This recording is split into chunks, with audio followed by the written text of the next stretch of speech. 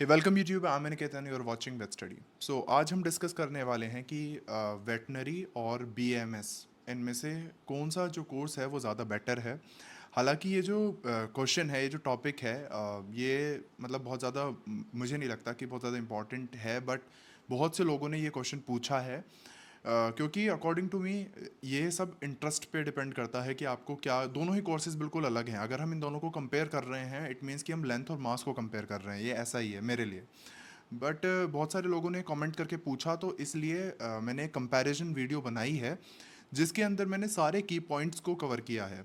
और दोनों ही जो कोर्सेज हैं उनके प्रो एंड कॉन्स बताए हैं कि क्या इसके अंदर एडवांटेजेस आपको मिलेंगे और क्या डिसएडवांटेजेस आपको फेस करने पड़ेंगे दोनों ही कोर्सेज के अंदर।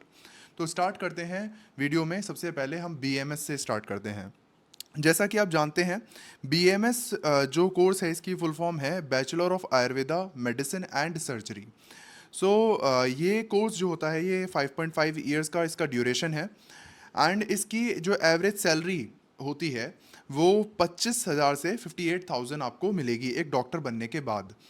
तो ये जो कोर्स है बीएमएस, इसके बाद भी आप आयुर्वेदिक डॉक्टर ही बनते हैं, मतलब डॉक्टर बनेंगे इसके बाद आप।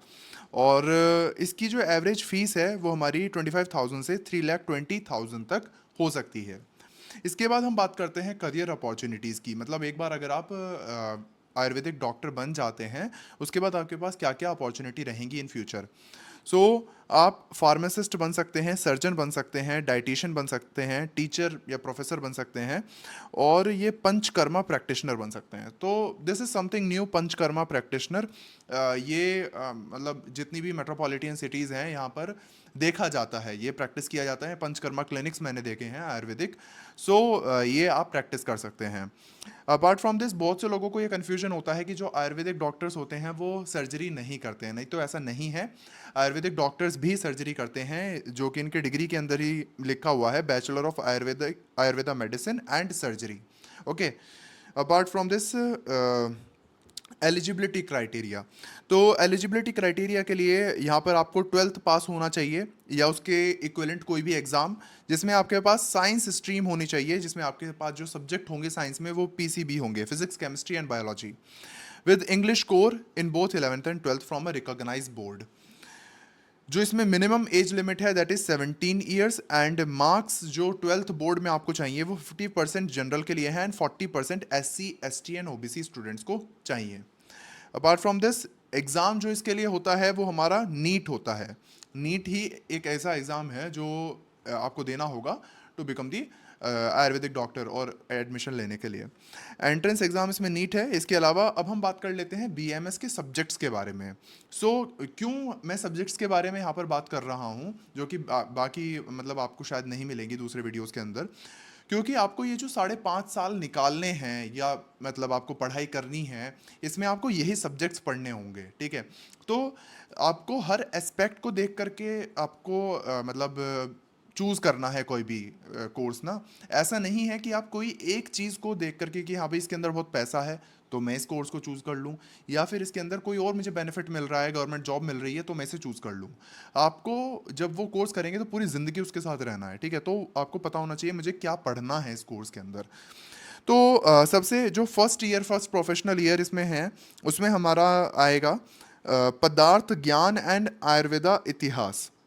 ओके। सो इसके अंदर आपको हिस्ट्री बताई जाएगी आयुर्वेदा की, इंडियन हिस्ट्री, जो कि आयुर्वेदिक एक बहुत ही रिच साइंस है इंडिया के अंदर जो डेवलप हुई, तो उसके बारे में बताया जाएगा। इसके बाद रचना शरीर। आई थिंक रचना शरीर जो है ये एनाटमी है, जैसे मॉडर्न वर्ल्ड में हम जानते हैं एनाटमी, उसके बारे में आई थिंक यहाँ पर बताया जाएगा।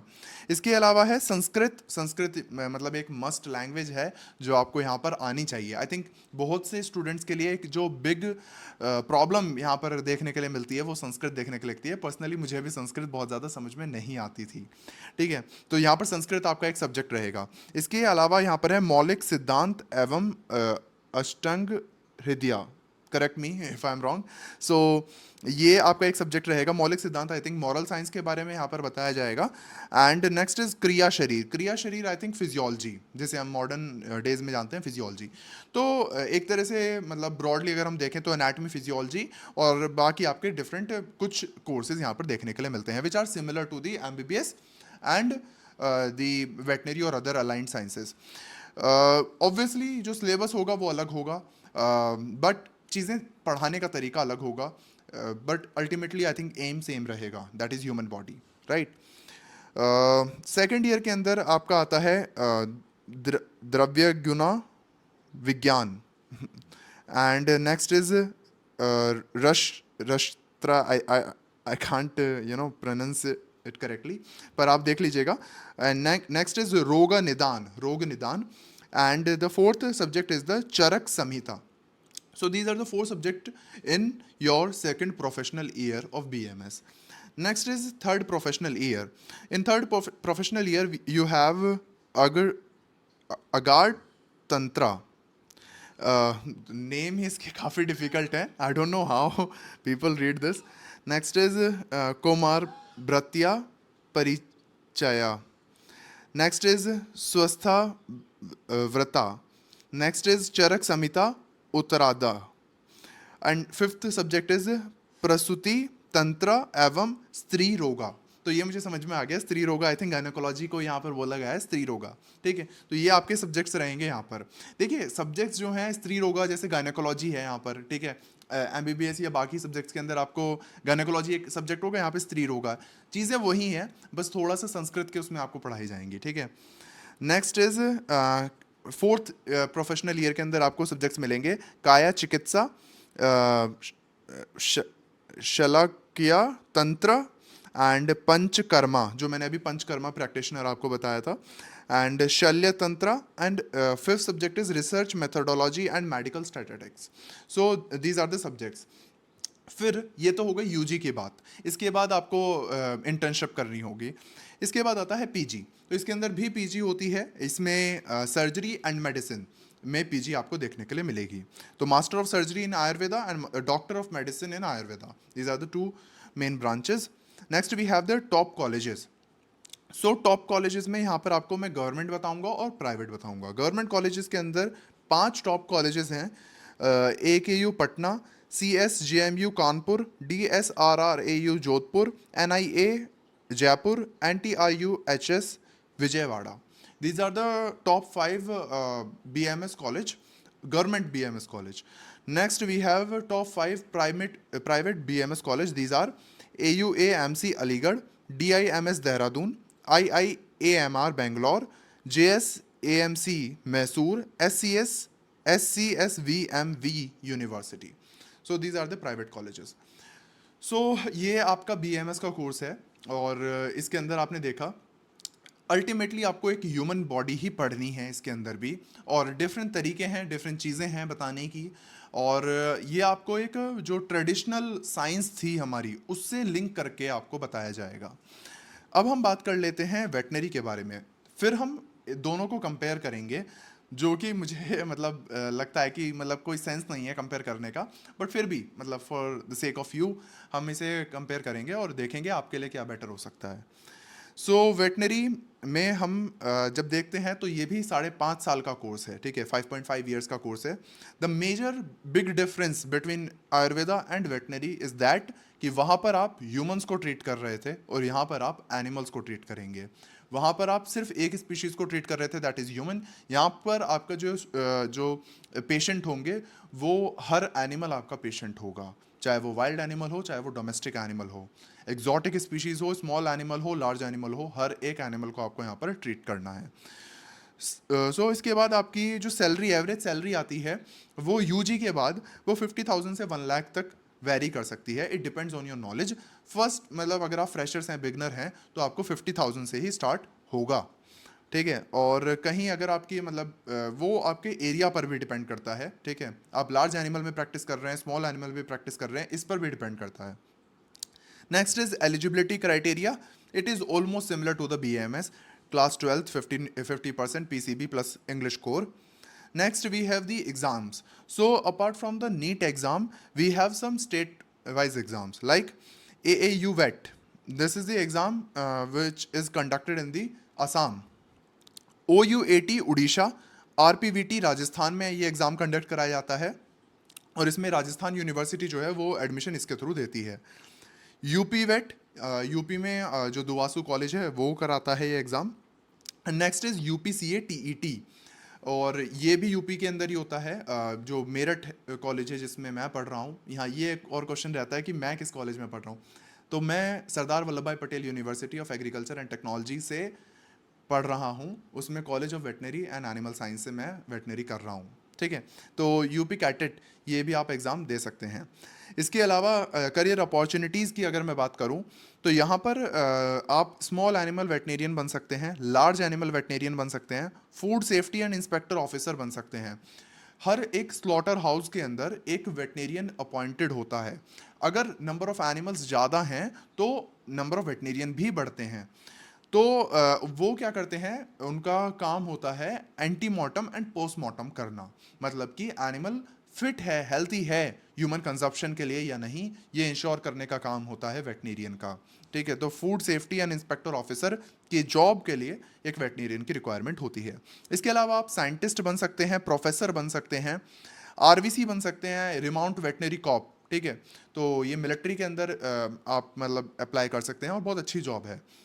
इसके अलावा आप जू वेटनेरियन बन सकते हैं। जू के अंदर हमने अभी विजिट किया था, आपने अगर वो व्लॉग नहीं देखा लिंक डिस्क्रिप्शन में देख लीजिएगा। नैनीताल जू हमने विजिट किया था, वहाँ पर काम करने का एक अलग ही मतलब एक अलग ही थ्रिल है। ठीक है, वाइल्ड एनिमल्स के साथ काम करने का, तो आप वो भी बन सकते हैं। वाइल्ड लाइफ सेंचुरीज में आप काम कर सकते हैं। और इसके अलावा आप प्राइवेट फूड कंपनीज के साथ काम कर सकते हैं। जैसे बहुत सारी हमारी ये कंपनीज हैं जो कि पोल्ट्री के लिए फीड के लिए काम कर रही हैं, या फिर डॉग फूड के लिए काम कर रही हैं, कैट फूड के लिए काम कर रही हैं, बर्ड फूड के लिए काम कर रही हैं, कंपेनियन। तो उनमें आप मतलब कर सकते हैं, ये भी एक बहुत अच्छी इंडस्ट्री है। इसके अलावा आप वेटनरी ऑफिसर बन सकते हैं, जैसे कि सिमिलर मेडिकल ऑफिसर होते हैं वैसे ही वेटनरी ऑफिसर होते हैं। ये गवर्नमेंट जॉब है और इसके अंदर आपको सैलरी बहुत डिसेंट सैलरी मिलेगी, और पूरे मतलब ब्लॉक पे आप एक डॉक्टर होंगे। इसके अलावा आप एग्जॉटिक एनिमल वेटनेरियन बन सकते हैं, जिसके अंदर आप एग्जॉटिक एनिमल्स को देखेंगे। एग्जॉटिक एनिमल्स के अंदर हमारा जैसे ये स्नेक्स लोग मतलब पालना प्रेफर करते हैं, और इसके अलावा लिजर्ड्स पालना प्रेफर करते हैं। तो उनके लिए भी, हालांकि ये जो एग्जॉटिक वेटनेरियन है ये बहुत कम है अभी इंडिया के अंदर, क्योंकि एग्जॉटिक एनिमल्स को लोग कम अभी पाल रहे हैं, बट जो मेट्रोपॉलिटन सिटीज़ हैं वहाँ पे इसका क्रेज़ इंक्रीज़ हो रहा है। तो ये भी एक बहुत अच्छी अपॉर्चुनिटी है इन फ्यूचर आपके लिए। इसके अलावा अगर मैं बात करता हूँ टॉप कॉलेजेस की, तो इसमें मैंने कुछ कॉलेजेस के नाम लिखे हैं। इसमें जो लिस्ट है वो रैंकिंग नहीं करी है, मैंने रैंडमली नाम लिखे हैं। तो इसमें कोई ऐसा नहीं है कि अगर मैंने तनुवास फर्स्ट पे लिखा है तो तनुवास फर्स्ट है।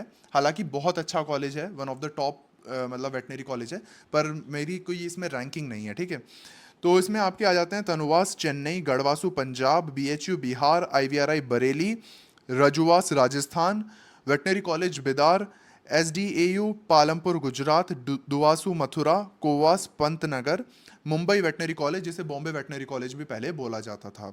तो ये आपके टॉप 10 कॉलेजेस हैं। इसके अलावा हम बात कर लेते हैं सब्जेक्ट्स के बारे में। तो सब्जेक्ट्स वेटनरी में हमारे फर्स्ट ईयर के अंदर सब्जेक्ट देखने के लिए मिलते हैं: veterinary anatomy, physiology and livestock production and management. These are the 3 subject जो आपको देखने के लिए मिलेंगे: anatomy, physiology and LPM. Anatomy के अंदर तो सिंपल, जैसे आप ह्यूमंस के अंदर पढ़ रहे थे ह्यूमन एनाटमी, यहाँ पे आपको पढ़नी पड़ेगी एनिमल एनाटमी। एनिमल्स में कौन कौन से एनिमल, सबसे पहले जो आपको मेन एनिमल पढ़ना होगा वो होगा कैटल। उसके अलावा हॉर्स पढ़ना होगा, डॉग पढ़ना होगा, पिग पढ़ना होगा, पोल्ट्री पढ़ना होगा और रैबिट पढ़ना होगा। ठीक है, तो ये तो हो गए डोमेस्टिक एनिमल, ये सब तो पढ़ने हैं। इसके अलावा वाइल्ड एनिमल की भी एनाटमी आपको पढ़नी होगी। हाँ, मतलब ये चीज़ है कि वहाँ पर आपको सिर्फ ह्यूमन एनाटमी पढ़नी है, यहाँ पर आपको हर एनिमल की एनाटमी पता होनी चाहिए।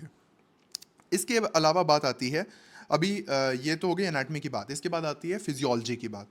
तो जहाँ पर फिजियोलॉजी आती है वहाँ पर भी हर एनिमल डिफर करता है, तो आपको सिमिलर टू एनाटमी कैटल की फिजियोलॉजी जाननी है, उसके बाद हॉर्स की जाननी है, डॉग की जाननी है, पिग की जाननी है, और पोल्ट्री की जाननी है।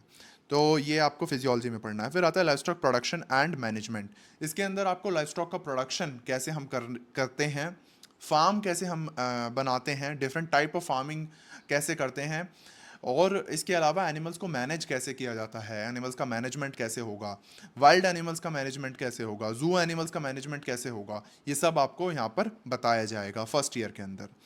नेक्स्ट वी हैव तो ये आपका फर्स्ट ईयर हो गया, ठीक है। इसके बाद आपका आता है सेकंड ईयर। सेकंड ईयर के अंदर आपको जानने के लिए मिलेगा veterinary microbiology, veterinary pathology, animal genetics and breeding, animal nutrition and veterinary biochemistry. So ये 5 सब्जेक्ट आपको सेकंड ईयर के अंदर देखने के लिए मिलेंगे। वेटनरी माइक्रोबायोलॉजी जैसे कि एमबीबीएस के अंदर होगी माइक्रोबायोलॉजी, जिसके अंदर आपको डिफरेंट माइक्रो ऑर्गेनिज्म के बारे में पढ़ाया जाएगा, बैक्टीरिया, फंजाई, वायरसेस, ठीक है, सबके बारे में यहाँ पर पढ़ाया जाएगा। यहाँ पर जो पैरासाइट्स हैं उनके बारे में यहाँ पर नहीं पढ़ाया जाएगा माइक्रो के अंदर, वो अलग से एक सब्जेक्ट होगा आपका, ठीक है। इसके अलावा पैथोलॉजी, यहाँ पर पैथोलॉजी के अंदर बॉडी के अंदर क्या पैथोलॉजी हो रही है, कोई कौन से डिसीज किस टाइप का लीजन प्रोड्यूस कर रही है, अदर इट इज़ माइक्रोस्कोपिक और मैक्रोस्कोपिक, वो यहाँ पर आपको बताया जाएगा। इसके अलावा एनिमल जेनेटिक्स एंड ब्रीडिंग, क्योंकि ब्रीडिंग एनिमल्स का एक बहुत इंपॉर्टेंट पार्ट है, तो यहाँ पर आपको जेनेटिक्स उसकी बताई जाएगी, कैसे आप सुपीरियर एनिमल्स क्रिएट कर सकते हैं और उनकी ब्रीडिंग कैसे कर सकते हैं, ये बताया जाएगा। इसके अलावा आता है यहाँ पर आपका animal nutrition and then biochemistry. Nutrition biochemistry में आई डोंट थिंक कि मुझे इसे एक्सप्लेन करने की ज़रूरत है। नेक्स्ट वी है pharmacology and toxicology, like MBBS similarly यहाँ पर आपको फार्माकोलॉजी और टॉक्सिकोलॉजी पढ़ाई जाएगी। यहाँ पर आपको जो मॉडर्न मेडिसिन है वही पढ़ाई जाती है, ठीक है। इसके अलावा veterinary public health and epidemiology. Veterinary public health and epidemiology एक ऐसा सब्जेक्ट है जो वेटनरी को ह्यूमन मेडिसिन से कनेक्ट करता है, क्योंकि वन हेल्थ का जब भी कॉन्सेप्ट आता है वहाँ पर आपका एनिमल हेल्थ, ह्यूमन हेल्थ और एनवायरमेंटल हेल्थ, ये 3 हमारे ट्रायड होते हैं। तो जो एनिमल हेल्थ और ह्यूमन हेल्थ इन्हें हमारा कनेक्ट करते हैं, ये वेटनरी पब्लिक हेल्थ है, ठीक है। तो ये बहुत इंपॉर्टेंट सब्जेक्ट हो जाता है जो आपको ह्यूमन हेल्थ से कनेक्ट करता है। इसके अंदर आपको वो डिसीजेस पढ़नी होती हैं जो एनिमल से ह्यूमन में जाती हैं या ह्यूमन से एनिमल में आती हैं, ठीक है। तो जूनोटिक डिसीज आपको यहाँ पर पढ़नी होंगी। इसके अलावा आता है आपका नेक्स्ट सब्जेक्ट जो कि है वेटनरी पैरासाइटोलॉजी। तो यहाँ से आपका थर्ड ईयर स्टार्ट हो गया। Veterinary pharmacology, veterinary public health and epidemiology, veterinary parasitology, livestock product and technology, veterinary extension and animal husbandry extension education और veterinary clinical complex first and livestock farm complex. ये 7 subject आपके third year के अंदर देखने के लिए मिलते हैं। तो लाइवस्टॉक प्रोडक्ट्स एंड टेक्नोलॉजी के अंदर आपको क्या, पैरासाइटोलॉजी के अंदर तो पैरासाइट पढ़ेंगे आप डिफरेंट टाइप के, ठीक है, पूरा ये सब्जेक्ट ही अलग है parasitology. Livestock product and technology के अंदर आप क्या पढ़ेंगे कि डिफरेंट टाइप ऑफ प्रोडक्ट्स जो एनिमल से हमें मिलते हैं, जैसे कि मिल्क हुआ, मीट हुआ, वूल हुआ, तो इनके प्रोडक्ट हम कैसे ऑब्टेन करें, कैसे बढ़िया क्वालिटी के प्रोडक्ट ऑब्टेन करें, और इनकी क्वालिटी को हम कैसे, इनकी प्रोसेसिंग होती है, different type of ice cream, ghee, milk, सब पढ़ेंगे इसके अंदर आप, ठीक है। इसके अलावा veterinary extension and animal husbandry extension education, जो भी आप पढ़ रहे हैं उसे आप कैसे बाहर क्योंकि अल्टीमेटली हमारे जो क्लाइंट्स होते हैं वो ऐसा ज़रूरी नहीं है कि वो बहुत पढ़े लिखे हों। हमारे मेन जो क्लाइंट होते हैं वो होते हैं फार्मर्स, ठीक है। हमें फार्मर्स से डील करना होता है, तो हमें ये जानना ज़रूरी है कि हम अपनी जो नॉलेज है हम कैसे उन तक एक्सटेंड कर पाएँ, हम कैसे उन तक डिसमिनेट कर पाएँ, ठीक है। तो ये सब्जेक्ट हमें उसके बारे में बताता है। नेक्स्ट भी है वेटनरी क्लिनिकल कॉम्प्लेक्स। तो आपका जो क्लिनिक्स में जाने का स्टार्टिंग होती है वो थर्ड ईयर से स्टार्टिंग होती है, जिसमें आपका वेटनरी क्लिनिकल कॉम्प्लेक्स फर्स्ट आपका एक सब्जेक्ट है, जिसमें आपको एक क्लिनिक्स, एक वेटनरी क्लिनिक कैसे काम करता है, उसके अंदर क्या क्या यूनिट्स होती हैं, उसके बारे में बताया जाता है। इसके अलावा लाइवस्टॉक फार्म कॉम्प्लेक्स, यहाँ पर आपको फार्म पर जाना होगा, जो आपके कॉलेज के अंदर ही फार्म होंगे।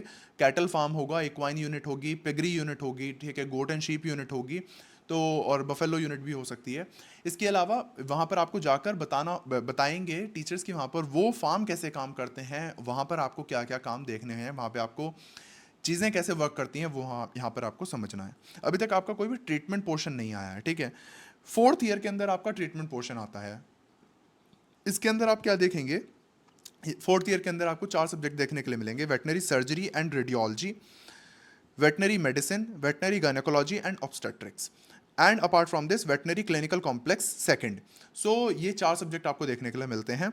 और इस सर्जरी एंड रेडियोलॉजी के अंदर ऑब्वियसली आपको सर्जरीज बताई जाएंगी, रेडियो जो आपको मतलब डायग्नोस्टिक इमेजिंग है वो यहाँ पर पढ़ाई जाएगी। मेडिसिन के अंदर आपको डिसीज़ बताई जाएंगी, उनका ट्रीटमेंट बताया जाएगा, ना सिर्फ डोमेस्टिक एनिमल्स, वाइल्ड एनिमल का भी ज्यूरिस्प्रूडेंस बताया जाएगा। इसके अलावा वेटनरी गायनेकोलॉजी एंड ऑब्स्टेट्रिक्स, यहाँ पर आपको जो फीमेल्स के डिसीज़ हैं वो आपको बताई जाएंगी, जैसे सिमिलर टू ह्यूमंस, ठीक है। इसके अलावा इसके अंदर एंड्रोलॉजी भी सी के अंदर आ जाता है, जो यहाँ पर मेल का पोर्शन होता है। इसके अलावा वेटनरी क्लिनिकल कॉम्प्लेक्स सेकंड के अंदर आपको यहाँ पर एक्चुअल ट्रीटमेंट जो पोर्शन है वो यहाँ पर आपको देखने के लिए मिलता है। आपको फर्स्ट टाइम मतलब क्लिनिक्स में आपको कैसे क्लाइंट के साथ बात करनी है, जो आपका पेशेंट के मतलब क्लाइंट है, पेट ओनर है, उनसे कैसे बात करनी है, क्या क्या ट्रीटमेंट चलना है किसी डिसीज़ के लिए, क्लिनिक्स पे आपको यहाँ पर एक्सपोजर मिलेगा। उसके बाद 1 साल की आपकी इंटर्नशिप होगी। अब क्वेश्चन आता है कि कौन सा हमारा बेटर है। तो देखिए, हम सबसे पहले बात कर लेते हैं सिमिलैरिटीज़ की, फिर हम बात करेंगे डिफरेंसेस की और आपके लिए क्या बेटर हो सकता है। तो जो सिमिलैरिटीज़ हैं वो हमारी क्या क्या हैं कि दोनों ही जो कोर्सेज़ हैं उनका ड्यूरेशन सेम है, 5.5 ईयर्स का दोनों का ड्यूरेशन है। ठीक है। जो कट ऑफ है, आई थिंक कई मतलब कॉलेजेस के अंदर मतलब वेटनरी की कट ऑफ ज़्यादा जाती है, जो अच्छे कॉलेजेस आप देखेंगे, और बीएमएस की कॉलेज मतलब ऑलमोस्ट थोड़ा ही डिफरेंस है, ज़्यादा कोई डिफरेंस नहीं है। ठीक है। वेटनरी की कई जगह मैंने हाई देखी है। इसके अलावा जो सबसे मेन फैक्टर आता है जो मुझे लगता है, बीएमएस के अंदर जब अब जो आपका टारगेटेड पेशेंट है वो सिमिलर है बाकी अलाइड साइंसेज से, मतलब कि जो आपका पेशेंट है वो ह्यूमंस हैं। ठीक है। और सिर्फ एक एक एक स्पीशीज़ है आपकी, और जो उसे ट्रीट करने वाले जो डॉक्टर्स हैं वो कौन कौन हैं? सबसे पहले एमबीबीएस हैं, फिर बीएएमएस हैं, बीडीएस हैं, बीएचएमएस हैं और यूनानी मेडिसिन है। सो इतने सारे कोर्सेज हैं जो सब मिलकर के सिर्फ एक स्पीशीज़ को ट्रीट कर रहे हैं, दैट इज़ ह्यूमन। ठीक है। वहीं पर अगर मैं बात करता हूँ वेटनरी की, तो वहाँ पर इतनी सारी स्पीशीज़ हैं, जैसे कैटल हुआ, हॉर्स हुआ, डॉग हुआ, पिग हुआ, रैबिट हुआ, डॉग कैट हुआ। ठीक है। इसके अलावा एग्जॉटिक एनिमल्स हुए, इसके अलावा वाइल्ड एनिमल्स हुए, सबको कौन ट्रीट कर रहा है? सिर्फ एक डॉक्टर, दैट इज़ वेटनेरियन। ठीक है। तो यहाँ पर कंपटीशन कम हो जाता है, आपके कोई कॉम्पिटिटर नहीं है। ठीक है। आप ही सर्जन हैं, आप ही वहाँ पर डर्मेटोलॉजिस्ट हैं, आप ही वहाँ पर रेडियोलॉजिस्ट हैं, आप ही वहाँ पर डेंटिस्ट हैं, आप ही सब काम वहाँ पर आपको करना है। एक वेटनेरियन को हर काम करना है, वही डेंटिस्ट है वहाँ पर, वही सर्जन है, वही सब कुछ है। ठीक है। तो फर्स्ट थिंग ये है कि आपका वहाँ पर कॉम्पिटिशन कम हो जाता है। इसके अलावा बात करते हैं गवर्नमेंट जॉब की। तो गवर्नमेंट जॉब वेटनरी के अंदर थोड़ा टाइम के बाद आती है। ठीक है, ये फॉर श्योर है, पर कंपटीशन यहाँ पर कम है। अब जो वेटनरी ऑफिसर के लिए जॉब होती है वो उसमें अब एग्ज़ाम होने लगा है, उसके बाद इंटरव्यू होने लगा है, पहले सिर्फ इंटरव्यू था। ठीक है। तो ये मतलब है। और इसके अलावा जो सबसे मोस्ट इंपॉर्टेंट चीज़ आती है वो है कि आपका इंटरेस्ट किस चीज़ में है। मतलब कि अगर आप एनिमल्स से कंफर्टेबल हैं, आप एनिमल लवर हैं, आप एनिमल्स के साथ रहना पसंद करते हैं, तो आप वेटनरी में आइएगा। अगर आप एनिमल्स को पसंद नहीं करते हैं, अगर आप सिर्फ जॉब सिक्योरिटी के लिए वेटनरी में आ रहे हैं, तो ये आपके लिए एक हेक्टिक मतलब एक हेडेक बन जाएगा। ठीक है, मैं ये फॉर श्योर कह रहा हूँ। अगर आपको एनिमल्स पसंद हैं तो ये आपके लिए बहुत मतलब हर डे आप एंजॉय करेंगे। अगर आपको एनिमल्स पसंद नहीं हैं तो ये आपके लिए बहुत बहुत प्रॉब्लमेटिक होगी सिचुएशन। अगर आपको ह्यूमंस के साथ काम करना है तो आप बीएमएस चूज़ कीजिए, अगर आपको एनिमल्स के साथ काम करना है तो आप वेटनरी चूज़ कीजिए। दोनों ही अलग फील्ड हैं। ठीक है। वहाँ पर आपके पेशेंट अलग हैं, यहाँ पर पेशेंट अलग हैं। वहाँ पे आपके पेशेंट बोलकर बताएंगे कि हमें ये प्रॉब्लम है, यहाँ पर आपके पेशेंट बोलकर नहीं बता सकते कि हमें क्या प्रॉब्लम है। तो इसी वजह से कई बार डायग्नोसिस बहुत मुश्किल हो जाता है वेटनरी के अंदर। ठीक है। तो ये प्रो एंड कॉन्स हैं। बात करें जॉब सिक्योरिटी की या गवर्नमेंट जॉब की, तो मैंने आपको बता दिया। जॉब सिक्योरिटी की बात करें तो बहुत स्कोप है वेटनरी के अंदर कि आपको कहीं ना कहीं जॉब मिल जाएगी, बशर्ते आपने अच्छे से पढ़ाई करी हो तो। ठीक है। मतलब आप कहीं प्राइवेट और नहीं तो प्राइवेट में कर सकते हैं, और मतलब अच्छी जगह जहाँ पर आप देखेंगे ना, तो वहाँ पर पेशेंट लोड अच्छा रहता है। ठीक है। मतलब ऐसा नहीं है कि अगर आपके पास मतलब टैलेंट है, आपके पास ट्रीटमेंट की जो मतलब एक आर्ट है, तो वो मतलब आपको पेशेंट देखने के लिए मिलेंगे। वहीं पर बीएमएस में चीज़ें ये हो जाती हैं, जो मैंने देखा है कि लोगों को इंस्टेंट आराम चाहिए। ठीक है। उसके लिए एलोपैथिक दवाइयाँ काम करती हैं, आयुर्वेदिक दवाइयाँ धीरे धीरे काम करती हैं। पर वहीं पर आयुर्वेदिक का जो मतलब बेनिफिट है वो ये है कि वो उनके साइड इफ़ेक्ट्स कंपैरेटिवली कम होते हैं एलोपैथिक के कंपैरिजन में। सो हर साइंस का अपना एक बेनिफिट है, अपना एक मतलब डिसएडवांटेज है। आप अकॉर्डिंगली डिसाइड कीजिएगा। बस एक चीज़ ध्यान रखिएगा, अगर आपको एनिमल्स नहीं पसंद हैं, अगर आपको एनिमल्स के साथ काम करना नहीं पसंद है, तो वेटनरी में मत आइएगा, ये आपके लिए एक हेडेक हो जाएगा। Thanks for watching. मुझे लगता है कि आपको इस चीज़ का आंसर मिल गया होगा कि आपको क्या करना है। और अगर आपको और भी कोई क्वेश्चन पूछना हो तो आप कमेंट कर सकते हैं, मैं उसका रिप्लाई करूँगा। थैंक्स फॉर वॉचिंग, और मुझे आप फॉलो कर सकते हैं इंस्टाग्राम पर, लिंक डिस्क्रिप्शन में है।